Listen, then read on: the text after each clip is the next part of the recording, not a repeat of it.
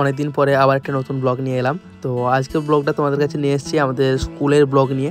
তো স্কুলের ব্লগ বলতে আমাদের 125তম বর্ষ কমপ্লিট হলো। গত বছরগুলোর তুলনায় এবছরও খুব সুন্দরভাবে মেতে উঠেছে আমাদের স্কুল। আর এখন বাজে রাত 9টা। তো এখন আমরা চলে এসেছি, আমরা বলতে আমি, সুপ্রভাত আর সুদীপদা, আমাদের মেডিকেলের যে 3জন। তো শেষ দিনে একবার ঘুরে যেতে মন করলো, তার জন্য স্কুলে চলে এলাম। সামনে যে পার্মানেন্ট স্টেজ, ওখানে অনুষ্ঠান হয়নি, পিছন সাইডে অনুষ্ঠান হচ্ছে। তো ওটা দেখাবো। ওটা দেখানোর আগে এখানে এসে তোমাদের কাছে প্রথমেই তুলে ধরবো হস্তশিল্প ও চিত্রকলা প্রদর্শনী। তো এখানে ছোট ছোট ছেলেমেয়েরা হাতের অনেক সুন্দর সুন্দর কাজ করে নিয়ে এসছে, ওগুলোই তোমাদের কাছে প্রথমে তুলে ধরবো।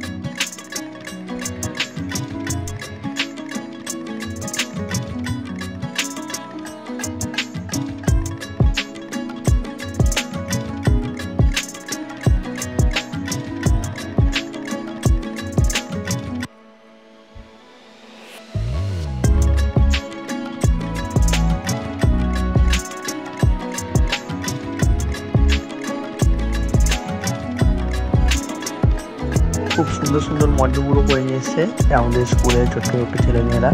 তো এরপরে তোমাদেরকে দেখাবো পিছনের গেট দিয়ে। তো এটা হচ্ছে আমাদের পিছনের গেট, আর সামনের গেটের তুলনায় পিছনের গেট অনেক সুন্দরভাবে সাজিয়েছে। তো আস্তে আস্তে ঢুকতেছি আমি, অনেক সুন্দরভাবে ভেতরটা লাইটে আলোকিত হয়ে আছে। তো পাশে পাশে দেখতে পাচ্ছি অনেক খাবারের দোকান। প্রথমেই তোমাদেরকে সবগুলো দোকান ঘুরিয়ে দেখিয়ে দিই।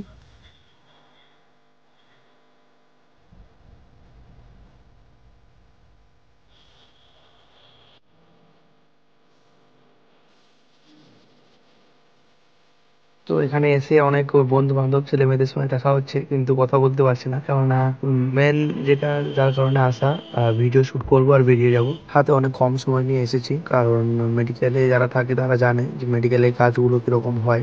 আর এই লাইটগুলো হচ্ছে আমাদের স্কুল মাঠের একদম পিছন সাইডের। তো খুব সুন্দরভাবে সাজানো আছে।